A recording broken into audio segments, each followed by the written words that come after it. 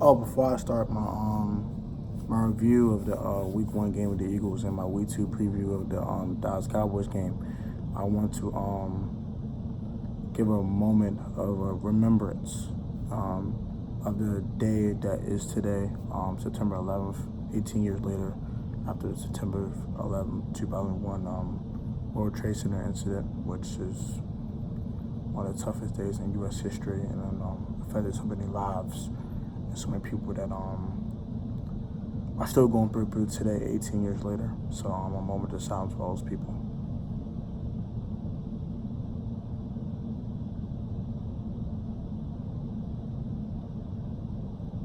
Let those people be guided through the higher power. Let those people that lost loved ones continue to get through it day by day. I send my condolences to people that lost family members that day, people that lost moms, people that lost aunts, uncles, cousins,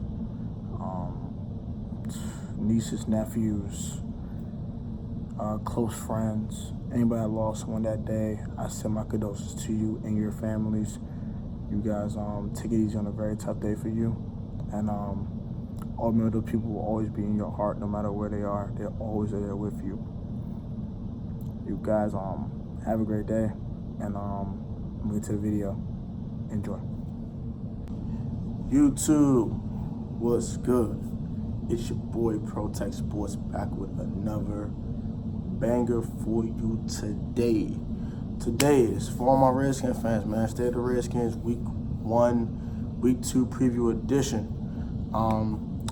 I posted my blog yesterday. Was it yesterday or Monday? I think it might have been Monday. I did post on my blog just a quick summary of the game.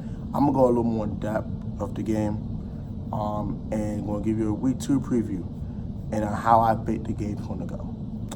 So let's do it. All right.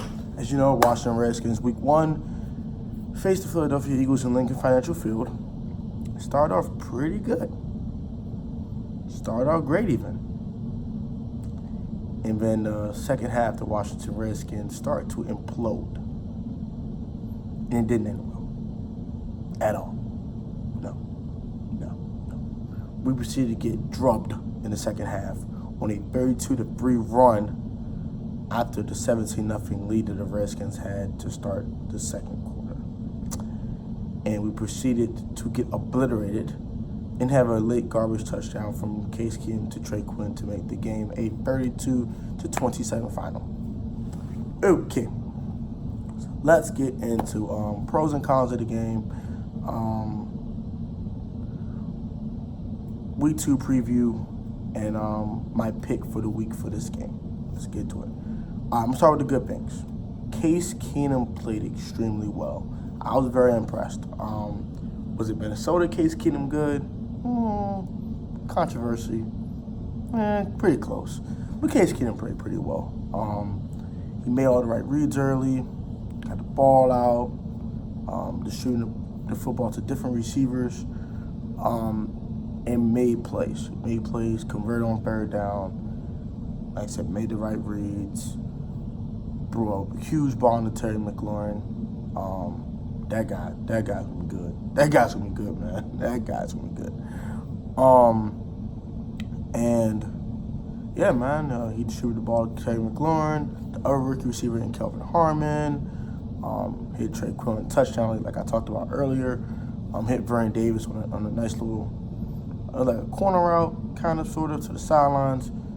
Vernon breaks a couple tackles, get off me, stays in bounds, runs to the end zone, touchdown. So yeah, he played really well, honestly. The offense looked pretty sharp. Next, pro. The passing offense looked sharp at times. This offense could be explosive at times, especially with a player like Terry McLaurin with his pretty blazing speed. I didn't know he was that fast. I knew he was fast, but that guy's fast. Goodness gracious. Is he Tyreek Hill fast? Not quite, but he's pretty fast. Is Deshaun Jackson fast? Maybe. He's pretty fast, though, man. Goodness gracious, Terry. Whew. That speed is ridiculous. It goes to the next pro.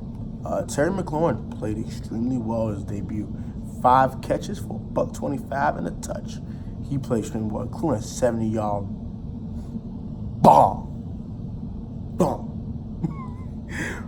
Connection from Case Keenum to Terry McLaurin. And he could have another one, too. Like, he missed another bomb. If Case Keenum didn't overthrow him by 4.5 yards, he probably had 6 receptions for 196 and 2 touchdowns. Like, Terry McLaurin played really well. I was extremely impressed with him. Extremely impressed. I think he has all the tools to be a number 1 wide receiver. Am I going to call him a number 1 yet? Hell no. It's 1 game. I'm going to pump the brakes. If he keeps being productive week after week and keep progressing this game over year after year after year of his rookie contract, I think before the end of his rookie deal, this kid's going to be really good. Honestly, man. I was extremely impressed with Terry McLaurin. So those are my pros for the most part. And the defense looked good early. Never pro. They looked pretty solid. Let's get to the cons. There's a lot of them. First things first. The run game. Darius Geis, come to find out, had an injury to his knee. Heard a meniscus injury. Don't know all the details yet. But this ain't good, bro. 10 carries for 18 yards. That ain't gonna cut it, bro. Where was Adrian Peterson? Jay, I'm gonna try to refrain from profanity, but I'm gonna say this one curse word in this video. You fucked up. Big time, buddy. You messed up big time. Like, I don't know what you were thinking. I get you need special teams players and all that good jazz, but nah, that ain't gonna cut it, bro.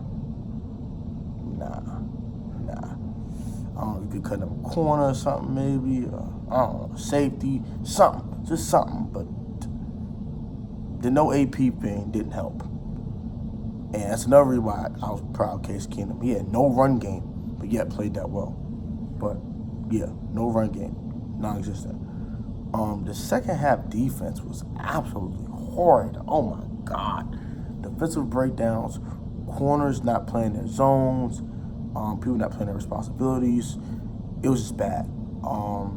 Shout out my boy Louis T for this. I watched his video last night. He made some good points. It was a 3rd and 15 in the game where Deshaun Jackson runs what you call a bench route. When you just basically a corner toward the sidelines, 17-yard route. And Monte bit on a check down or something, Monte Nicholson, and Deshaun was wide open. Like, he was open, wide open. Like, dude had, like, no red skin within 5 yards of him. It was ridiculous. Like, things like that, bro. Like, it was ridiculous. And the touchdown, Jimmy Moreland let go of responsibility of Deshaun Jackson. I think he had safety help. Monte, Landon Collins bit on a underneath route. Monte was looking somewhere else because he thought Landon had the other route, which was Deshaun Jackson, and then he brought the ball to D-Jack, or Carson Wentz brought the ball to D-Jack, and by the time Monte gets there, it's way too late. Deshaun's there, catches it, end zone touchdown. Like, these defensive breakdowns are getting annoying, bro. This has been a problem since 2014. Like, bro, since the Jay Gruden era has started, this has been a problem with defensive coordinators. They do not put the defensive players in position to succeed consistently. It's been a problem with Jim Haslett, been a problem with Joe Barry, and there's a damn problem with Greg Murnuski. Can we get a legit defensive coordinator, please? Goodness gracious, for the love of God. Goodness, I'm sorry, Lord, I didn't even say that. But goodness gracious, like, for the love of football, bro, can we get a legit defensive coordinator? This is ridiculous. So, yeah, defensive breakdowns were terrible. And we had zero, next con, zero pass rush. Where was Ryan Kerrigan? Where was Montez Sweat? No pass rush non-existent. Wentz got all day to watch a YouTube video, call his girlfriend, or wife, fiance, whoever she is, call Doug Pearson, like, who should I throw it to if they put the ball? Like, he had all day, bro. He had all day long to sit there in the pocket and dissect our defense like a piece of trash. It was ridiculous. So, yeah, about that, like, no pass rush. But also credit to the Eagles' offensive line. They get paid too. They played pretty well. Lane Johnson and the crew, and Jason Peters and them boys, Jason Kelsey, there's some damn good football players over there. So I'm going to give it's more credit to the Eagles' offensive line, but also the Redskins need to adopt some damn blitzes and get to the damn quarterback, for goodness sakes.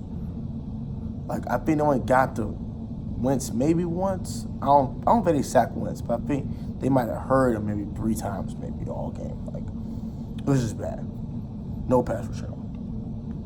And this is where Greg Manusky should got much more exotic with the blitzes and actually got to him. But apparently, he'll not exactly blitz because we sat in zones all damn day. Oh, gosh. Okay, so I think I covered all the cons, I believe. A tale of two halves. This is my last con, and this has been a problem with Jay Gruden since Jay Gruden has been the head coach of the Washington Redskins. This man is literally a tale of two halves. First half, team comes out like gangbusters, from Bonds and McLaurin, hitting Harmon on passes, hitting Vernon Davis on a beautiful pass for a touchdown. Run game, of course, not just an all game anyway, but defensively doing just enough to get off the field, not making humongous plays to get stops, but doing just enough to get off the field on third down. Just enough. In the second half, they didn't do a damn thing to get on third down. They did what they can to get off third down off the field on third down in the first half, and they couldn't do any of that in the second half. It was a Jekyll and Hyde. Couldn't get off the field on third down. The passing game was prolific in the first half, was non-existent almost in the second half. The run game was non-existent all game anyway. No pass rush. And given all that, we only lost by 2 possessions. Well, really technically 1 possession, but I don't count that garbage touchdown. I don't count that. But yeah, not bad. I mean, not bad given all circumstances. The Eagles were a much more superior team talent-wise and coaching-wise, and we didn't get completely blown out the water. So that shows something about our team. Good fight, y'all. Good fight. So those are my pros and cons of the game. We got to work on this pass rush. I honestly think we need a new defensive coordinator. I don't know. Jay's fighting for his job. So if I'm Jay, I'm firing Greg Manusky. I mean, I'm firing if this defense comes out with no pass rush, no type of exotic blitzes, no type of innovation to maybe get to Dak Prescott or stop Ezekiel Elliott on Sunday, I'm telling you now, Greg Manusky needs to be fired. I don't know who the hell you're going to hire, but he needs to be fired. He's been terrible. He's been trash. He's been garbage. Like, for as much Redskin talent as they had on this defense the last couple of years, and the fact that he's not even beyond the top 15 in defense really, really surprises me. Like, it's terrible, bro. Like, if I'm Jay Gruden, I'm firing him. I'm just firing him. If they don't play well this week, and we ate Dallas puts another 30 burger on us after Philly just did it to us, I get fired, bro. Simple. Against low-level offenses, defense looks extremely good. Against teams that actually can score points, we have looked horrid. This has been a thing since Greg Manusky has been defensive coordinator. And we have too much talent to look this bad. Simple. I don't care if there's no Reuben Foster here. I don't care if we cut Mason Foster. I don't care. I don't give a crap. Oh, another pro. Let's get to the pros. I didn't mean to backtrack, but Cole Holcomb looked really good. Cole Holcomb, Kelvin Harmon, Terry McLaurin looked really solid. And one more thing, the offensive line play was actually pretty solid for the most part. I was surprised about Eric Flowers, and I was surprised about Donald Penn. They look solid. Good job, O-line. So I already had I had 5 pros and that's 6 cons. So that's you can take it how you take it on that one. But let's get to week 2. We'll move on from week 1. Good game, Eagles. You guys played well. You deserve to win. We melted down in the second half and came out like gangbusters in the first half, but like utter garbage in the second half. So we deserve to lose. Simple. But let's get to week 2. As you know, it's Cowboys-Redskins week. Sunday afternoon, 1 o'clock, FedEx Field, home opener. Keys to victory. First off, in this new Kellen Moore offense with the whole RPOs and Dak Prescott throwing over the yard and not too much Zeke, we must get to Dak Prescott. I'm not saying this anymore. We must sack Dak Prescott. We must fluster him in the pocket, hurry his reads, have him kind of rushing his throws, and just have him in a time when the receiver's off. We have to do that, because if he gets to sit there and gets to just chill in the pocket, he will dissect us like any other quarterback in this league can. So, get to Dak. Get to Dak, okay? I don't want to hear, oh my God, we can't rush more than 4. No, if you had to blitz, a casino blitz, you got to bring 8. Bring the whole house. I want him on the ground. I don't care. I'd rather get beat one-on-one from Martin Cooper on an 80-yard touchdown, but at least we blitz and smack the crap out of him rather than we sitting in zones and we just getting picked apart on 10-play, 80-yard drives for touchdowns. I'm sorry. I'm not taking that no more. Look, get to Dakota Prescott, okay? Not playing with you. Next key to victory. We need offensive balance. We got to run the football, keep the Dallas offense off the field. Time possession is going to be so huge in this game. If we could possess the ball for about 35 minutes, we should win this game. Easier said than done, because Dallas is a damn good defense. So we might not score a lot of points in this game. But possessing the ball, flipping field position, and getting some points here and there with field goals from D-Hop. Our special teams cannot be special. Next key. Special teams, I can't be having no punt returns from Randall Cobb, or we can't be having missed field goals from D-Hop. No kick returns. Well, kick returns not really a thing anymore. No one really bring back kicks for touchdowns too often, but yeah, no punt returns and no missed field goals from D-Hop, and no messed up punts for Tressway. But I'm pretty confident in Tressway. He's probably the best punter in football. I'm not worried about Tressway. So it's my third key. Special teams cannot be special. Number 4. Case Keenum got to play pretty good ball in this game.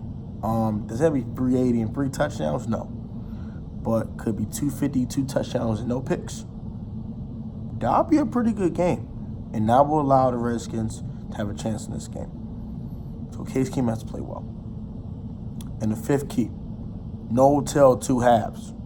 Play 60 minutes of good football, please.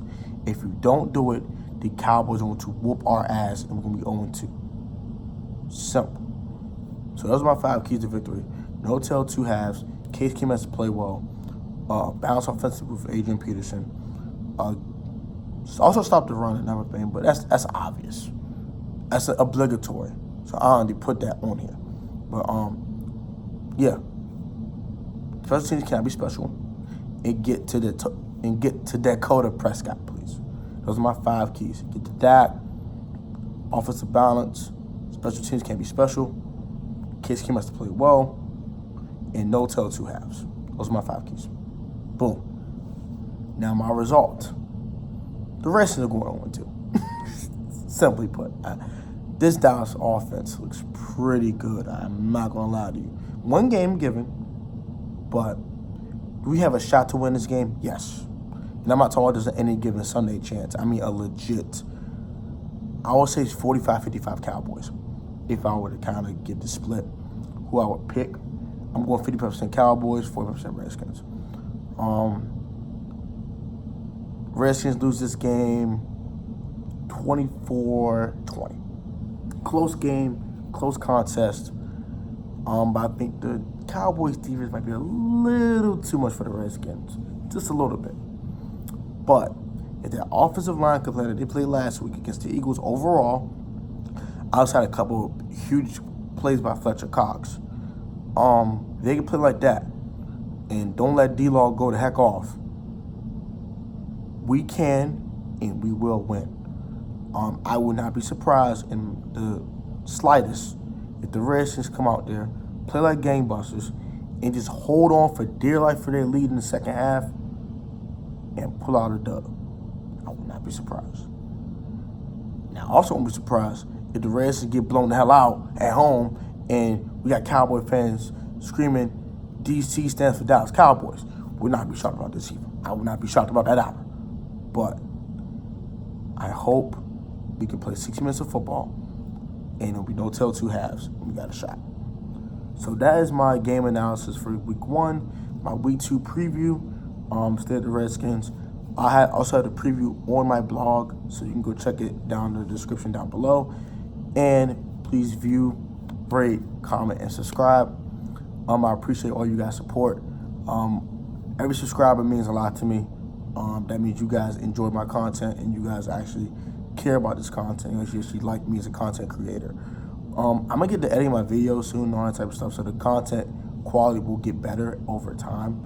I'm just waiting to get an actual webcam or like a camera where I can actually like have notes.